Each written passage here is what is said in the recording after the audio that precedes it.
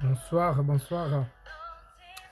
Gloire à Dieu, mesdames et messieurs. Soyez bénis, frères et sœurs, et tous ceux qui vont vouloir voir cette vidéo, bien-aimés. Donc aujourd'hui, j'aimerais parler des définitions du péché, puisque on était séparés de Dieu à cause du péché.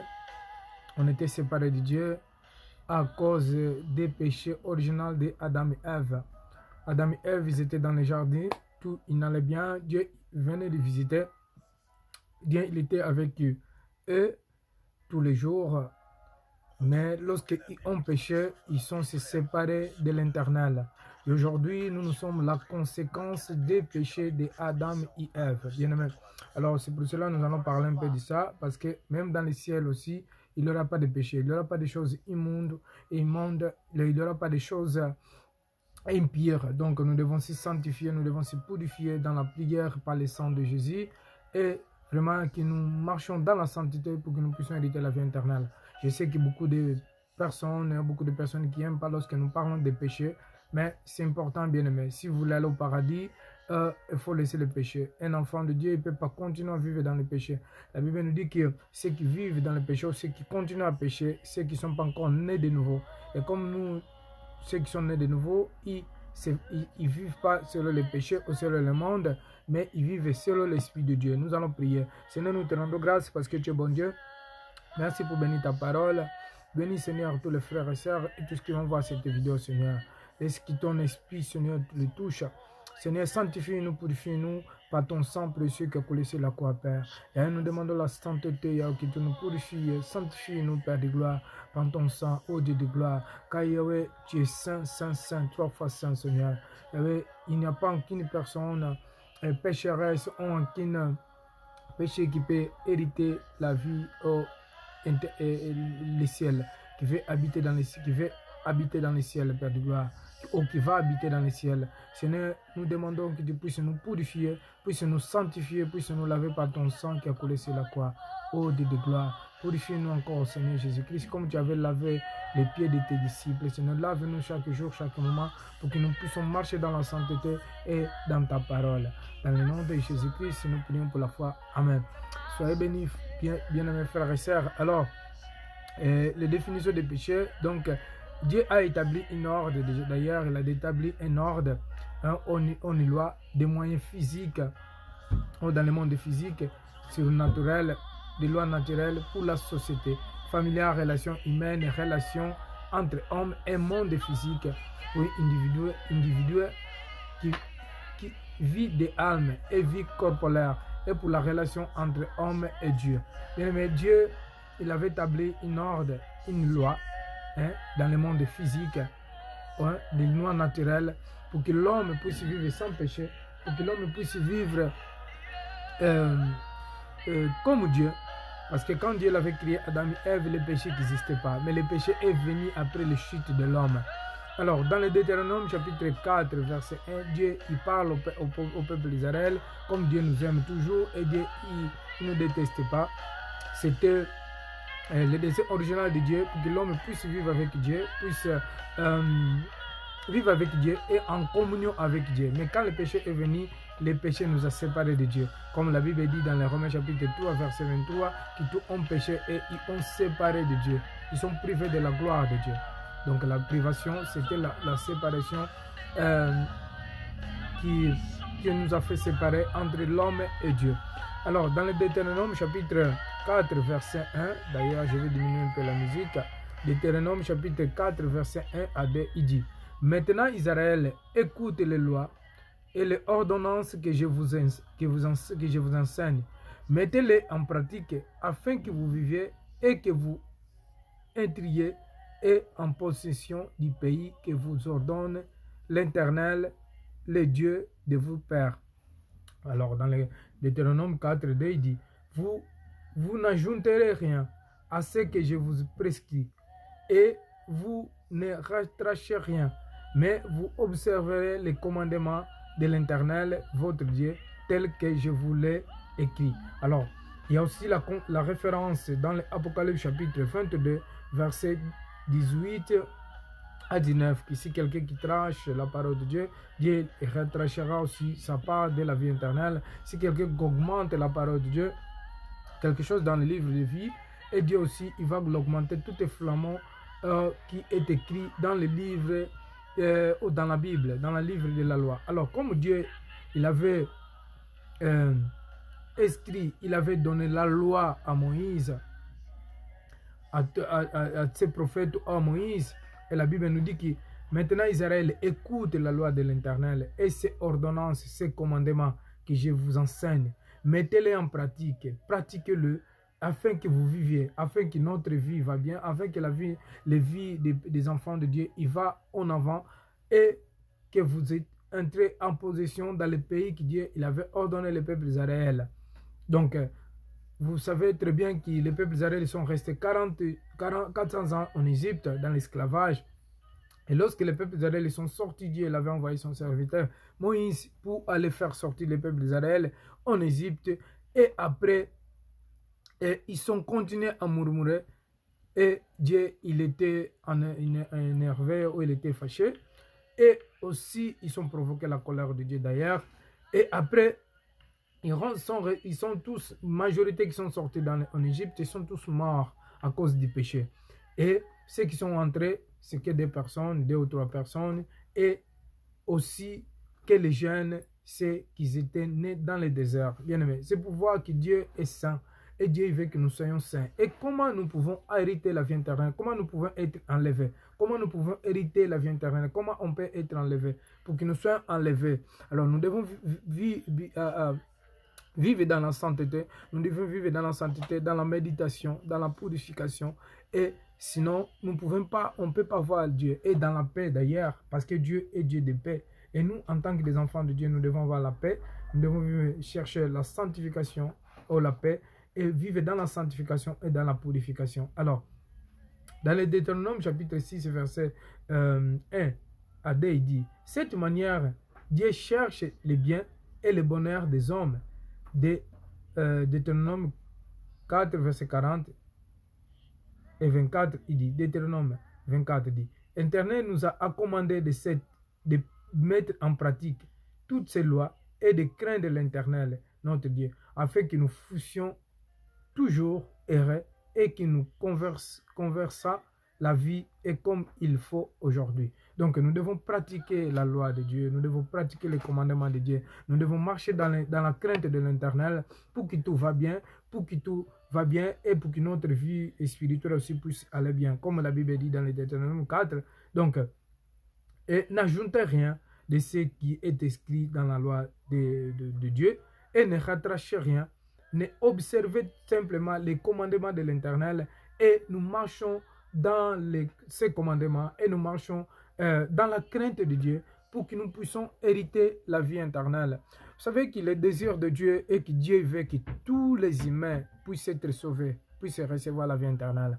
Mais comme je prêche toujours, et que le salut, ça ne dépend pas vraiment de Dieu, ça dépend de nous. Parce que la Bible nous dit dans les Jean chapitre 3, verset 16, que Dieu, il a aimé le monde et qu'il a envoyé son Fils unique, afin quiconque croit en lui, qui ne périsse pas, mais qui ait la vie éternelle. Dieu, il veut que tous les êtres humains soient sauvés, quel que soit le président, quel que soient les pauvres, les riches, les enfants, les jeunes, les hommes, femmes. Dieu veut que nous soyons sauvés. C'est le dessein de Dieu, le désir de Dieu. Le dessein de Dieu, c'était que l'homme puisse vivre sans péché et que l'homme puisse vivre toujours dans la communion avec Dieu. Vous vous laissez réconcilier avec Dieu, alors fouillez les péchés, fouillez le mal et cherchez la vie de sainteté pour que nous puissions hériter la vie éternelle. Alors, le péché est, vous voulez le péché est la transgression de la loi. Donc, le péché, c'est la transgression de la loi. Je sais qu'il y a beaucoup de gens qui n'aiment pas lorsque nous parlons de péché, mais bien aimé, je sais que tu étais lavé, tu étais purifié, tu as accepté Jésus-Christ en tant que Seigneur Sauveur. Mais beaucoup de chrétiens qui vivent dans le péché, beaucoup de nous, les chrétiens, qui nous vivons encore dans le péché, vivons comme des musulmans, ou comme des bouddhistes, comme des hindous, je ne juge pas, comme les gens religieux, exemple comme des gens qui sont dans les dénominations catholiques, témoins de Jéhovah, mormons, restent, tout cela, qui continuent à vivre dans les péchés. Mais Dieu, il ne veut pas que nous continuions à vivre dans les péchés, mais nous devons se sanctifier. Nous devons chercher un moyen de fuir les péchés, de fuir les mal, pour que nous puissions avoir une vie longue et pour que nous puissions aussi vivre une vie de bénédiction et nos enfants et aussi nos petits-enfants, pour que nous puissions avoir une vie de bénédiction. Alors, comme je disais, le péché est la transgression de la loi de Dieu. Dans le 1er Jean chapitre 3, verset 4, il dit, « Quiconque pêche transgresse la loi, et le péché est la transgression de la loi. » Et quiconque pêche transgresse la loi, ne respecte pas la loi, il transgresse la loi. Et le péché est la transgression de la loi. Donc dans le 1er Jean chapitre 3 verset 5 il dit ici, « Or, vous le savez, Jésus apparut pour ôter les péchés et il n'y a point en lui de péché. » Vous voyez, le Christ, il est venu pour détruire la loi, pour détruire, pour détruire les œuvres du péché, ou pour détruire les péchés. Hein? Et il n'y a point de péché en lui. Christ, il n'a pas été pécheur. C'est pour cela qu'il devait venir pour nous mourir pour le monde entier et pour nous réconcilier avec Dieu, pour que nous puissions avoir la vie éternelle et pour que nous puissions être pardonnés. Parce que si c'était un homme ou un prophète qui devait mourir pour nous ou pour toi et moi, donc on devait toujours, nos péchés ne devaient pas être pardonnés et on ne devait pas avoir le pardon du péché. C'est pour cela que Dieu lui-même, il a cherché un moyen d'envoyer son Fils unique qui est parole de vie, qui est saint, pour qu'il naît comme un homme dans ce monde, et alors pour mourir sur la croix, pour qu'il puisse nous pardonner nos péchés. Bien aimé, Christ, il est mort sans péché. Sa vie physique, quand il était parmi les mondes physiques, Jésus, il n'a jamais commis le péché. Et il n'a jamais commis le péché, et il est mort sans péché et sans tâche. C'est pour cela que Dieu veut aussi que toi et moi, nous vivons sans péché. Car nous savons très bien que Christ, il apparaît pour ôter les péchés du monde, pour ôter les péchés, pour retirer les péchés, pour supprimer nos péchés, pour nous pardonner des péchés et pour que nous puissions vivre sans péché. Parce que la transgression de la loi est le péché, et la transgression de la loi. Donc, le péché, c'est la transgression de la loi. Alors, la rébellion contre Dieu. Dans le Deutéronome chapitre 9, verset 7, je vais terminer là. La rébellion contre Dieu, donc nous rébellons contre Dieu, puisque à travers des péchés, c'est ça qui nous fait conquis. Nous continuons à rebeller contre Dieu. C'est la raison pour laquelle Dieu il nous demande de sortir dans le péché et de demander le pardon des péchés pour que nous puissions vivre une vie sainte. Alors, dans le Deutéronome chapitre 9, verset 7, il dit, « Sachez donc que c'est l'Éternel ton Dieu qui est Dieu. C'est Dieu fidèle, garde son alliance et sa miséricorde jusqu'à la millième génération, et vers ceux qui l'aiment et qui observent ses commandements. » Vous voyez, le Seigneur, il nous aime. Nous devons savoir que le Seigneur nous aime, le Seigneur est notre Dieu. Il est Dieu tout-puissant, il est Dieu fidèle qui garde son alliance et sa miséricorde jusqu'aux millième génération avec ceux qui aiment et ceux qui observent ses commandements. C'est important, bien aimé, de fuir le péché et de craindre, marcher dans la crainte de l'Éternel. La crainte de l'Éternel, c'est fuir les péchés et observer la loi de l'Éternel et vraiment ne pas avoir la peur, mais avoir la crainte de l'Éternel. C'est respecter les commandements de Dieu et sa parole. C'est ça la crainte de l'Éternel. Dieu, il nous aime. Dieu, c'est un Dieu qui veut que nous ne vivons pas comme nos ancêtres, ceux qui ne connaissaient pas la parole de Dieu. Les chrétiens, ils ne peuvent pas continuer à vivre dans le péché. D'ailleurs, en tant que chrétiens, si nous vivons dans le péché, alors, c'est-à-dire que nous sommes pris dans la grâce. La Bible nous dit dans le 1er Jean chapitre 16, chapitre 8, verset 16, hein? C'est 8, 16 ou 16, 8, je vais voir pour confirmer. La Bible nous dit que, c'est Jean chapitre 16, verset 8, il nous dit que quand il sera venu, il convaincra le monde et ce qui concerne les péchés de la justice et le jugement, et ce qui concerne les péchés, parce qu'il ne croit pas en moi. Donc, vous voyez, Dieu, Jésus-Christ, il avait promis pour envoyer le Saint-Esprit. Quand le Saint-Esprit viendra, il va nous convaincre des péchés. C'est le Saint-Esprit qui nous convainc des péchés. Quand nous avons le Saint-Esprit, il ne nous laisse pas vivre dans les péchés. Ceux qui vivent dans les péchés, qui vivent dans la fornication, qui vivent encore dans l'impudicité, qui vivent encore dans la sorcellerie, qui vivent dans les magies, et qui sont en disant qu'ils sont des chrétiens, qui vivent dans l'idolâtrie, qui disent qu'ils sont encore des chrétiens, puisqu'ils ne sont pas encore reçus le Saint-Esprit. Mais ceux qui sont reçus le Saint-Esprit, ils ne peuvent pas continuer à vivre dans les péchés. Parce que le péché, il ne fait pas partie de l'œuvre de Dieu. Le péché, il ne fait pas partie de la vie éternelle. Le péché, il ne fait pas partie des fruits d'esprit. Mais nous avons les fruits d'esprit, l'amour, la patience, les beautés, tout cela. Bien aimé, c'est pour cela, Jésus, il t'aime. Jésus nous aime. Et pourquoi pas de ne pas, et pourquoi pas de fuir les péchés et marcher dans la sainteté pour que nous puissions hériter la vie éternelle. Dieu t'aime et nous aime. Il a d'ailleurs un projet dans la vie de chaque chrétien. C'est pour cela que Dieu il nous appelait pour que nous puissions goûter son amour et vivre dans sa parole. Dieu, c'est un Dieu d'amour. Et vivre éternité avec lui dans le ciel. Bien aimé, dans le ciel, il n'y a pas de péché. Dans le ciel, il n'y en a pas de choses impures. Dans le ciel, il n'y en a pas de choses... des choses du monde. Dans le ciel, il n'y en a que la beauté, l'amour, la patience, la joie et tout cela, la paix. Que le Seigneur vous bénisse. Je fais plus les vidéos trop longues, puisque les gens n'ont pas beaucoup de temps d'écouter ces vidéos. Mais soyez bénis, que la paix de Dieu soit avec vous. Ça, c'était donc la définition des péchés. Bien-aimé, convertisse-toi. Sache que le Seigneur Jésus-Christ vient. Marcher dans la sainteté, dans la parole de Dieu. Le Christ vient. Nous devons se préparer pour hériter la vie éternelle. Dieu nous aime. Dieu, c'est un Dieu qui veut que nous marchions chaque jour. On se purifie, on se sanctifie. Beaucoup de gens qui disent que nous sommes dans le temps de la grâce. Oui, bien sûr, nous sommes dans le temps de la grâce. Je ne conteste pas, ou je ne dis pas que non. Nous sommes dans le temps de la grâce, mais Dieu, il ne veut pas aussi que nous perdons cette grâce. Puisqu'on peut perdre le salut, on peut perdre la grâce.